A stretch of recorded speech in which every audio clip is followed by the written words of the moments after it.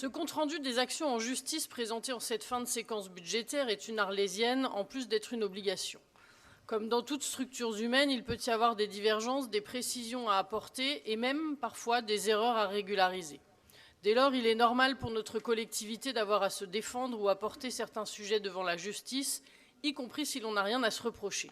Si le droit était simple, les tribunaux n'existeraient pas.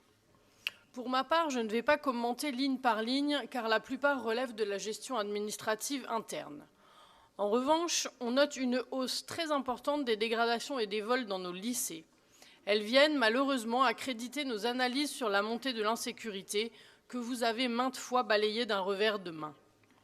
Ce que je souhaite évoquer avec vous ce matin, ce sont les actions en justice qui n'apparaissent pas dans ce compte-rendu.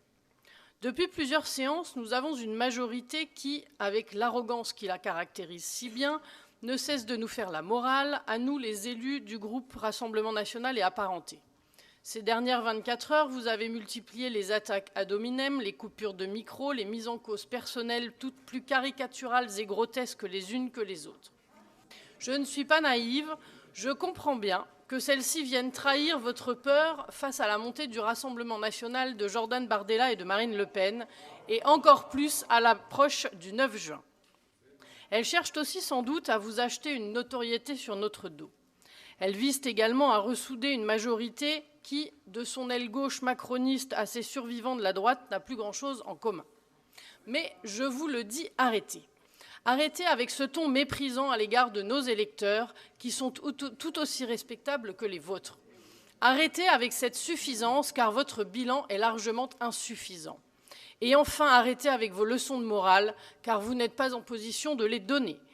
Quand on avait pour chef de file un président qui cumulait secrètement un mandat électoral et une activité parallèle lucrative, quand on a 2 vice-présidents qui ont été condamnés par la justice pour prise illégale d'intérêt, et surtout, quand on compte dans son groupe M. Jacques Catin, qui a été jugé coupable après une agression physique contre un élu du Rassemblement national et que l'on n'a même pas eu le moindre mot pour condamner ces actes, il faut rester discret.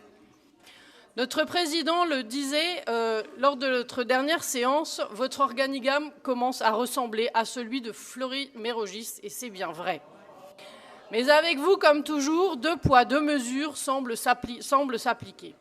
Il est plus que temps de balayer devant votre porte. Je vous remercie.